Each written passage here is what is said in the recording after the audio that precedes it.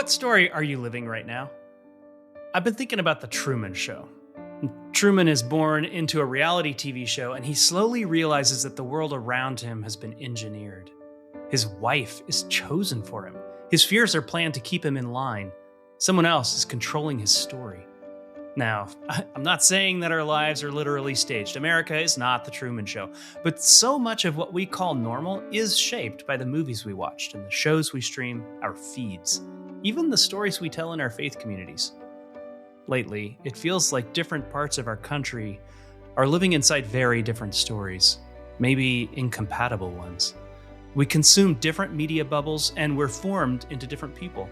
So what do we do? How do we learn to notice the stories that form us? And can we really choose better stories for ourselves? From the H.E. Foundation, this is the Echoes podcast. Today, our guest is Alissa Wilkinson, writer, cultural critic, and a film critic at the New York Times. Her new book, We Tell Ourselves Stories, looks at Hollywood as an American dream machine and asks, what happens when that dream starts to splinter? We talk about movies, reality TV, and the stories that form us in faith communities, and we'll get practical about how to stay tethered to the truth while still letting story do its deep work. I'm here with my co-host, Camille Hall Ortega. Alissa, Hello. welcome. Thanks. It's so good to be here. I'm so glad we can do this. Yes, we're so Yes. excited to have you. So you talk about the Hollywood dream machine in your book. Can you explain what that phrase means to our audience? So first of all, when you think about Hollywood, often it is the place where people see movies that tell them what they should want, or kind of what aspirations they have. And America has always been a very optimistic country. You leave your home and you strike out across the country and you're going to build a home for yourself and a new future. So that's part of the dream machine. It's where those dreams are literally created for people and they get those ideas in their head. But there's also this other weird thing that happens when you watch a movie, which is that the actual physical experience of watching a movie, especially in a theater, is very like a dream. You kind of go in this dark space. Maybe you struggle to stay awake. You're watching this thing happen before you on a big screen for a couple hours. And it's, and then you kind of wake up out of it, right? And so you almost have this thing happen in your subconscious and it sort of lodges somewhere. And it's not just you who had that experience, it's everyone who was in the room with you and in any room where that movie was playing. So it's like a collective dream. It's a collective subconscious, and we all have that experience together. So Hollywood is a place where all of us are having our dreams manufactured. And in fact, the American movie industry has been a place where America has told itself stories about what it is. Who are we as a nation? What is our history together? What kind of a people are we? And as the American film industry has exported its movies over time, that has, been globalized. And, a third piece of this, as I talk about a lot in the book, is that over time, the American movie industry has kind of become the way that we process our real lives. So now, if I'm thinking about maybe, going out and dating, I'm probably going to process a lot of my experiences through romantic comedies that I watch. Or if a war starts in part of the world, often we look at the footage and think of it in terms of movies we've seen. So we're actually like thinking about real events in terms of, fictional depictions of those events. So it's all kind of like acting back on itself, and it's like a little factory where those dreams are created. So all of that, I think is a way to think about what happens in Hollywood. And I don't think of that as necessarily a good or a bad thing, but it is something that is very important for us to be aware of when we're thinking about what the effect over the last century of the entertainment industry has been on the American century, but also on the world. You're explaining that, this is about 100 years old, this industry here in America. What substantive changes have you seen spoken about, talked about, realized over that time? Yeah, so many. I mean, you just think back to 100 years ago. I mean, I was talking about this at work recently. 100 years ago, Buster Keaton's movie The General came out, so Mm. that's 100 years, and that's a Wow. silent film. So It's aged Wow. well, though. Buster Keaton is still good. aged incredibly well, and it's still a very influential film. But if you think about everything that's happened in the meantime in the Right. world and in the movies, we've got sounds, we've got color, we've got longer films, we've got digital. We've had many different changes in what the audience wants to see. Do they Yeah. want epics? Do they want sort of gritty realism? Do they want, the action films of the 80s? Do they want kind of the 90s comedy or that kind of thing? We've had superhero films, which really crop up right after 9/11 when we're yearning for a Mm. hero. Oh, And right. then we have this whole other parallel thing that happens, which is the rise of television. And then, of course, of the internet later and all of the things that that brought. So we actually have a fracturing of the entertainment landscape where movies were kind of it for a while. Then TV came along and kind of ate a big part of that. And so movies had to come up with a way to compete. And then, Yeah. and they did, and they figured it out. But then, there's uh, new things that are always coming along. And one of the most interesting things about the movie industry is always that it's an art form that is equally married to commercial and technological um, changes, basically. So it's Yeah. it's never just one Mm. thing. And so every time a new technology comes along, it changes, and they're always they have to work with commercial interests. So all of those things are true. And on the flip side, it really has seeped into our sort of political and public culture as well. We in the 80s we had an actual movie star who became Right. president, but Yeah. before that, Kennedy, they talked about in terms of movie stardom. And before that, actually, Barry Goldwater, they talked about in terms of he looked like a movie star. So certainly just the feeling that we were watching our public life as entertainment was already happening long before the rise of anything current, but certainly anything, decades ago. Right. So, Right. Yeah. so many changes. Well, and Yeah. even after Reagan, we had Clinton, who was sort of a performer. That's right. We had George W., who's like a cowboy. Yep. All of these different people not adopting, but having personas imposed on them that we recognize from film. I Yes, that's I exactly want right. to I want to go back to the idea of the dream machine. You've talked about it being fragmented. Do you think I have a two-part question? Do you think it is broken in that it's no longer producing dreams for us? And do you think it's broken in the sense that it's no longer producing good dreams for us? Mm. I mean, I don't think it's broken in the sense that one way to think about it, I had a colleague who used to say that a way to think about what it's doing is telling us what we're anxious about. Hmm. And I'll give you Oh. this example.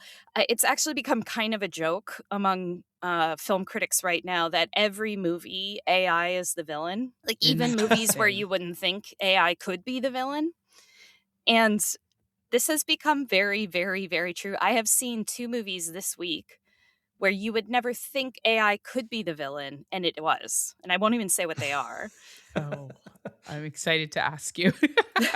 Yes. But I thought, I walked into the movie and thought, well, there's no way this one. But yes, it actually was. So that tells you something, right? And it's not just that some studio executive is saying, well, you got to figure out a way to get AI in there, right? Because, of course, the studio executives don't want AI to be the villain. They Sure. want to use AI.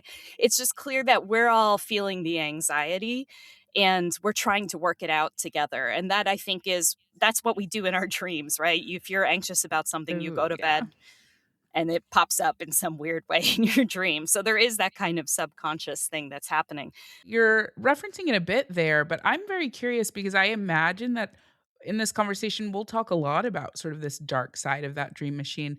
But I'm also curious about the light side or the bright Mhm. side there. What are Yes. the good things that come from um, aspirational views of movies? Yeah, I mean, I think that there's so much, right? There's been so many movies where people watch them and they see, for instance, a healthy friendship. I think friendship is one of those places that's especially true because there are movies that are full of examples of friends who support one another and are one another's, most vital relationships. And that is something that often is very countercultural Yeah. to the way that we talk about friendship in other places. Yeah. And Can I you give an think, example of like a oh, favorite friendship? oh my goodness. Well, now you're asking me a difficult question. I'm just thinking of like, there are plenty of movies that are sort of I'm in thinking of that My realm. Girl, and then I'm like, oh, now I feel a little bit sad. But I'm No, thinking I of know. Well, My Girl too. Yeah. Yeah. there are a lot of those. You can't ask me for examples off the top of my head. My brain is so crammed You're full like, of I have movies all the 25. time. Okay. I Okay. know. All right. I'm just going to throw out Frodo and Samwise. Yeah, sure. Yes, Frodo and The Lord of the Rings, great. But yes, no. But I mean, I think I think that often, we're told that a friend can't be your person or whatever, and we see, Mm. that, or I was talking to. Sometimes I'll talk to people and they'll say, "Oh, there are no movies where you see clergy who are good," and I'll say that's not true. There's actually quite a lot of them, Mhm, mhm. and Used to be required by law. there's quite a lot of them, and there are current ones too, and so that Yeah. there's a lot of these or communities that pull together. I'm thinking also just about representation, and for me, I Yes. think that's a huge thing Hmm. because we know, even from data, that when you see yourself in Yeah, something, you believe more that that could also be you. Right. And so, this absolutely. aspirational view where we go, that wasn't always the case that we Hmm. saw representation in film, but how wonderful that I can think about my kids watching a film like Hidden Figures and Yes. knowing that even though it's telling a story that's from many, many years ago, it is being brought to light in a time where it Yeah. is so important that kids and adults alike can see themselves and go, aha, I'm Yeah. represented here in a way that allows me to aspire sometimes uniquely where that might not have happened. Yeah, That's that's such a exactly right. fantastic movie. Yeah, it Love really Yes. that movie. is. Yeah, and there didn't used to be space in the industry for those kinds of movies. It really took a lot of pushing to just have people greenlight those kinds of projects Yeah. because there was received Mm. wisdom that, oh, they won't do well at the box office. But, as soon as Right. people are proven wrong, Yeah. then they start getting made, and that's really wonderful. I love this book a lot. I've read it Thank you. twice, which is really that's very unusual for me to do that. And so when somebody hears that there's a book about Joan Didion, they might be like, but that's, I I mean, didn't know who Joan she Didion. was. Yeah. I mean, But now I'm I do. embarrassed to say I didn't Yeah. really either. I had Yeah. like heard the name and I recognized her face, but she is really the main character walking us through this way of thinking about storytelling and this way of thinking about American storytelling specifically. Hmm. One of the things she says, she talks about that telling the truth about what something is what movies do. And so Yeah. there's one point where she talks about a Western that is not particularly a good movie, but it's a true Western. So she's like, I like it. Hmm. That's a terrible paraphrase of your section, but I'm curious, what helps a person tell the difference in today's media between this idea of the truth of what something is and just the constant spin from every side that we're getting? Yeah, I mean it's hard, right? Because it's so many layers of buildup at this point of spin. It can be hard. I always think that there is a kind of intuition that you have when someone Mm. is not not giving it to you straight. And I think one reason I really admire Didion as a writer, and if you read her directly, she has no tolerance for spin at all. She just sees right through it. And later in her life, she became a political writer, and it is just some of the most incredible political writing I've ever read. She considered herself a conservative basically through to the end of her life, but people almost don't realize it because she treated everyone exactly the same. And if she detected spin, she had no mercy. So it's really great to read her and kind of get that feeling. We don't have a lot of writers like her anymore. And I think for her, it was very much about the language that people used. So she would see she would think about whether someone was using language to obfuscate the truth. Were they using jargon? Were they using what she thought of as pernicious nostalgia? That was a phrase that she would use a lot.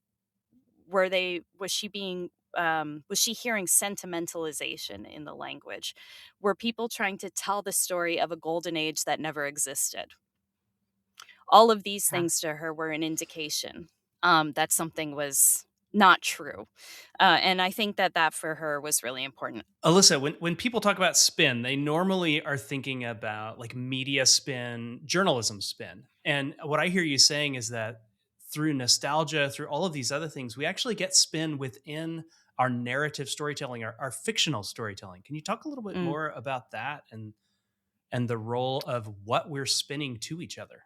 Yeah, I mean, I think that the question is, are we starting from the right premise, right? Are we starting from Mhm. the truthful premise of what was in the past and what is happening now? Like, the cause and effect, really. That's what a story is. This happened, and so this is happening. Didion, when she wrote We Tell Ourselves Stories in Order to Live, that's what she's writing about. She goes on to say, we look at a headline in a newspaper and we construct a story around the headline in order to comfort ourselves.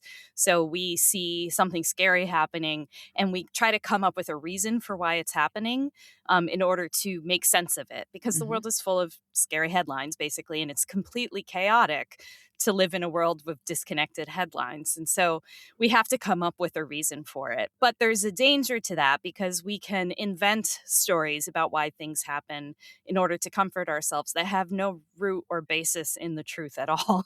They just are, rooted and based in perhaps a dream that Hollywood told us, or perhaps a dream that we've inherited from a story we've been telling ourselves or our family or our community tells about itself that actually isn't based in fact, or it's based in a half truth or something Mm. like that. And I love what Camille was saying about hidden figures, because that's a great example of going back to history and sort of taking the true story and telling it. That story is really wild in some ways that I didn't know it. I actually studied computer science as an undergraduate, and I had no idea these women even existed.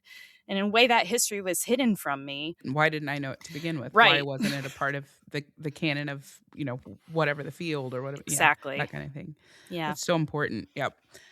I'm wondering, you have spoken about how there can be sort of a war on creativity. I've Oh. seen it that this idea that we're almost drawn to divisiveness Hmm. is one of the reasons you have said that being a film critic is important to you. Can you speak more about the importance of the work that you're doing and what you think it helps us with? Yeah. I mean, this can be counterintuitive to people, I think, because a lot of people think that being a film critic is about like hating movies and tearing them down. um, so I think about this exactly opposite, and I would say that most good film critics or critics of any kind do Uh-huh. too. So the job of a critic is to create a new work of art. First of all, that's what I think I'm Mhm. doing when I write a piece of criticism. I'm not saying it's always great art, but that's what I'm aiming to do. And what I'm doing is recording my encounter with a work of art so that my reader can have their own encounter with that work of art in a more rich and full way. Our world is full of this idea that you can either have this opinion or this opinion, and one of them is correct. And one of the beautiful things about art is there isn't a correct opinion to have about a work of art. Um, Ever. Like you might hate a movie Yeah. and I might love it, and neither of us is correct. um and also you may also feel medium about it, and we're all right. um Yeah. so if we can then talk about it, if we can have a conversation about it, then we're actually demonstrating something really interesting about human experience, which Mm, is that everybody brings themselves to the world with kind of the richness and fullness of who they are, their life, their experience, their perspectives. Um, yeah. and we can civilly sit down and have a conversation about that. And in so doing, learn about one another, right? That's the Yeah. Wow. beautiful thing that art gives us. And criticism, I think is the first place that we can do that. Like, I write a review. This is something that very often happens to me, especially since I got to the New York Times, just because a lot of people read the New York Times. I write a review, I publish it, it happens every week, and then I'll get emails from people. And usually they're really nice emails, and they're just from people who are like, I read your review, I went and saw the movie, here's what I thought. And Wow. then they just want to tell me. And it's like, Yeah. literally, we're having a conversation. We've connected about the movie that they That's saw. adorable. I love it. Some of them, if I don't hear from them, I'll email them because I'm like, are you How have you doing been? okay? Yeah. Right. It's a chance to practice civil discourse, civil disagreement with lower stakes, theoretically. I know that. Yeah, I know that it's Yes. only a theory. Yes. Hopefully you're not going to, ruin a friendship over, I liked that movie and you liked it less. Yes. Unless, Although it's The Lord of the Rings. Unless it's the Lord of the Rings. Yeah, I'm pretty sure my friends are tired of me talking about Tron as well. I want to go back to this idea of criticism and how you understand the role of the critic. Before this conversation, I was thinking, I mean, when I think of the ultimate critic, I think of Ego from Ratatouille. Ratatouille, He's a restaurant critic, right? Yep. But I mean, he's just such a perfect jerk. And he's so full of himself. I mean, his name is Ego, of course. Yeah. So on the one hand, I love what you're saying, that we are learning to consume media and come to it confident in our own perspective and sharing that perspective with others and hearing theirs. On the other hand, when we share our own perspective, how do we not so fully own that perspective that we shut each other down? Well, if you remember the film Ratatouille, I do. Glad you brought it up. It's actually the perfect example here because what happens at the end, I mean, that is actually a film about criticism. Right. If you think about it, and you can tell because it ends with the critic. He tastes the ratatouille and he's brought back to this memory of having ratatouille that his mother made when he was a child, and it totally transforms him. And he thinks, oh, everything has changed. Good food can come from anywhere. It doesn't have to be this highly trained chef. And he says something like, the new needs champions, right? And so the kind of moral of Ratatouille is that a critic is not someone who tears things apart. A critic is someone who looks for the good and champions it. And I think one way that I think about this is when I write a pan, which is like a negative review, it is usually because I have gone in looking for the good and I have been disappointed. C.S. Lewis wrote a little book called An Experiment in Criticism. I think he actually wrote it because he was getting bad reviews for the Space Trilogy, although I cannot prove this. But it's a wonderful book. And he said something in it like, we can only know if a book is bad if we start it expecting it to be very good, which I think is kind of a great line. That's good. Yeah. And I think that changing to use like Andy Crouch's line, I think changing our posture towards art and changing our posture when we're kind of writing about it or talking to our friends or however we're kind of practicing our criticism is the key. I'm not here to prove to you that I'm smart or that like I have the best opinion or like the best taste. As a movie critic, I watch around 300 movies a year. Like, hopefully there are things that I can detect in a movie that maybe someone who isn't professionally obligated to watch that many movies might not. And so that is my job. And I go to a visual art critic, my friend who sits down the ends of the row for me, when I want him to tell me what shows should I be looking for? Or like, I'm thinking of going to this, what should I be thinking about? Not because he has better taste than me, but because he has a finely developed palate. Yeah, I think the suspicion of the media comes from this sense that the media has an agenda, right, for us as we consume it. And at Laity Lodge, which is the adult retreat center that is affiliated with the H.E. Butt Foundation, we often say we have an agenda, but we don't have an agenda for you. And that means two things. First of all, we don't hand out a physical agenda, so people don't necessarily know what's happening from hour to hour. But also it's a sense that we are who we are. We are bringing our beliefs to this work. And we invite you into that, but we don't need you to share it necessarily. We just need you to be with us and be open. Yeah. And last week at Laity Lodge, there was somebody talking about the media and its agenda for the good life, the way the media tells us what we're supposed to believe. You referenced the good life earlier in this podcast already. And so I want to just take a moment. This is Amy Julia Becker speaking last Friday, so deep from the Laity Lodge archives, talking about media. Our culture is like a moving walkway, right? Like in the airport. And so if you're like, oh, I don't necessarily want to be formed and shaped by it, so I'm going to turn around. And what happens?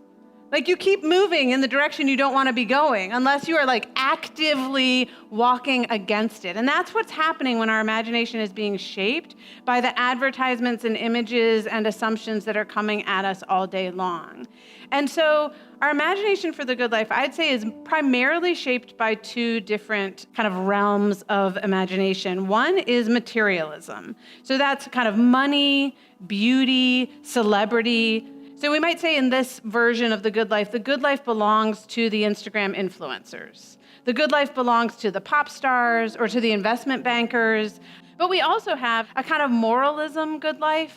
And that can come by way of like getting good grades or having good behavior or having good habits, right?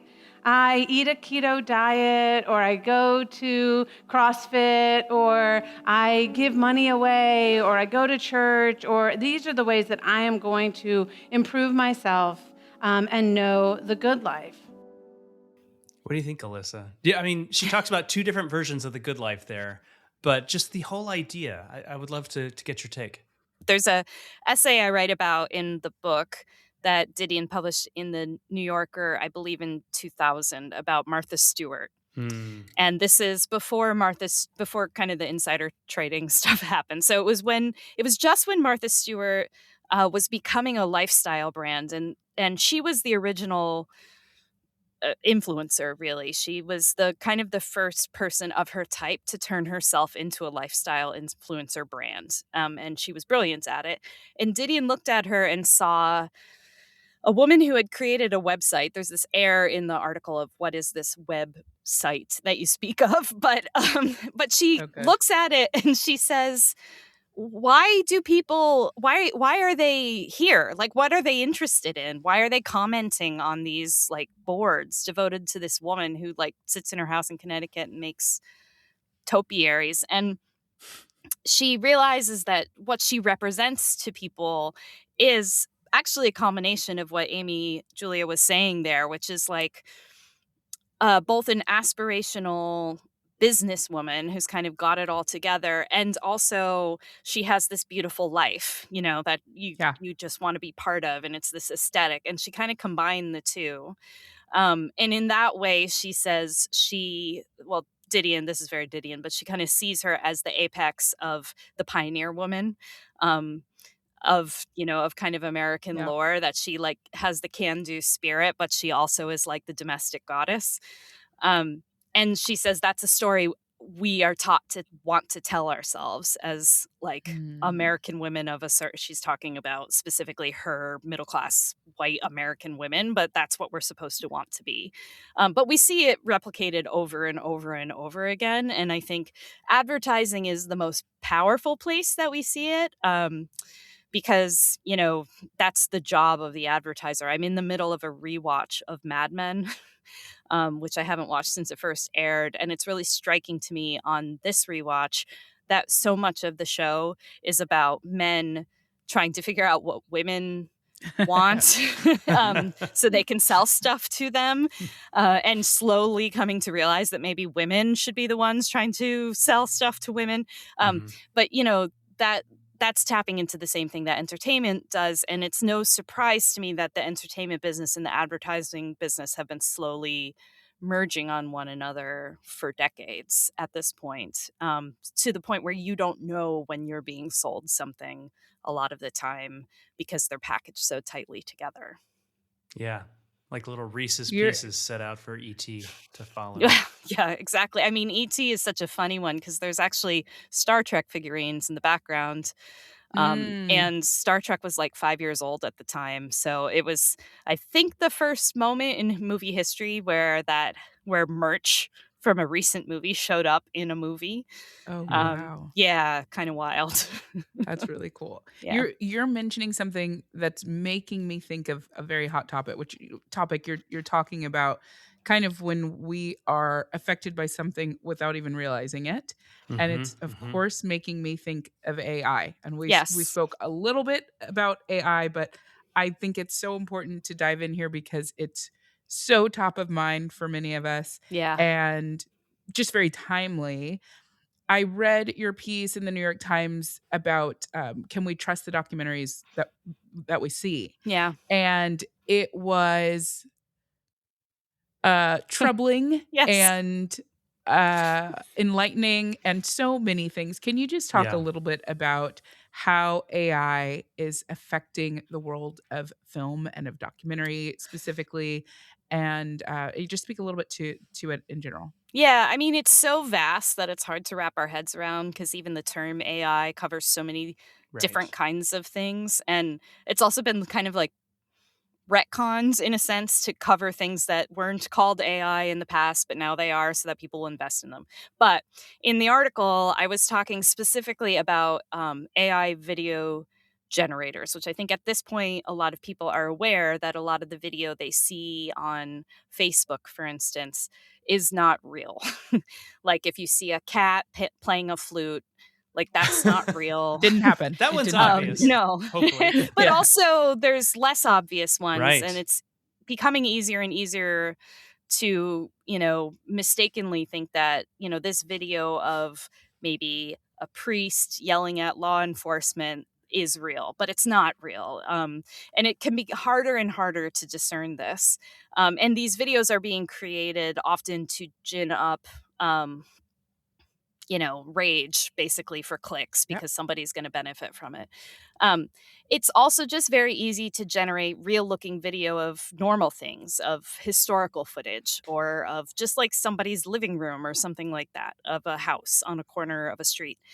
And, there's no like harm done if you generate a picture of a house. Who cares, right? But in the documentary world, this is a real problem because your expectation, there's a level of trust that's expected by the viewer of a documentary that everything I see is real unless I'm told otherwise, or unless it's like a recreation and it's sort of visually indicated to me that these are actors, they're recreating something that happened. So it's very troubling when the possibility emerges that things you see in a documentary might not actually be real. They might be generated video. And I was chatting with some folks at a documentary film festival who said, oh, yeah, I mean, we can't really talk about it, but the big streamers have asked because they're trying to push out content super fast because there's such an appetite for it. Well, can't you just create that scene? Oh gosh. Which is troubling on many levels, but also, no video just exists as a film anymore. It also is internet video, right? So you could clip out that clip and post it to the internet, and 20 years from now, somebody might just think that's real. Somebody or AI Or could AI. think it's real. Right, exactly. Right. And so we're muddying the historical record on top of everything else. And we're already in a time where it's hard to know what's real.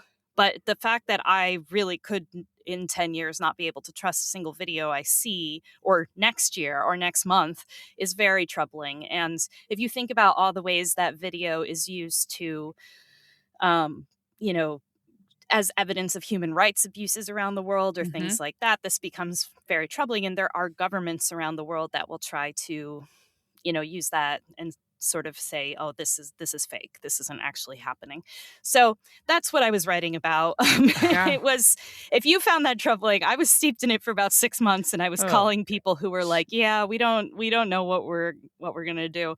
And there's a huge need for people to really be thinking about this and thinking about, what kind of guardrails can we put out there? Because we should be caring about truth, right? That should be front and top of minds. And video evidence in court, it will not be a thing anymore.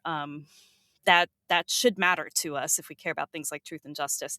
So all of that is part of my job here, because obviously we care about it too, a lot. And I think that AI is one part of it, but it is a really big part of it. There are lots and lots and lots of other ways that AI is affecting the movie business. It's in some ways it's kind of a test case for the ways it's going to affect everybody's lives. But so yeah. if we have somebody listening to this and they say, "You're right, I don't actually know what to trust anymore in my feed. I thought that I thought possums dropped dead in a split second because it's so cute." This is one that I was taken in by.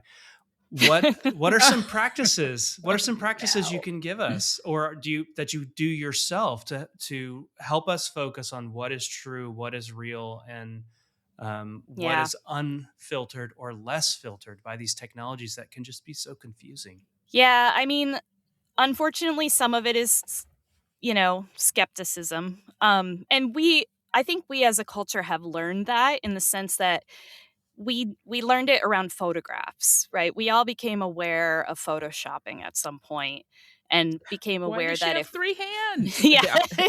Happening? We realized at some point that the covers of magazines probably had been photoshopped, right? Yeah. We need to start doing the same thing with videos, and I'm hoping that we'll get there. But we also need to be, there are people who are out there who are doing the work to educate us on, here are the telltale signs, right? So we need to seek those out, and we need to look at them, and we need to send them to our friends and our family and say, you should watch this. If our friends and our family are sending us videos and saying, isn't this cute?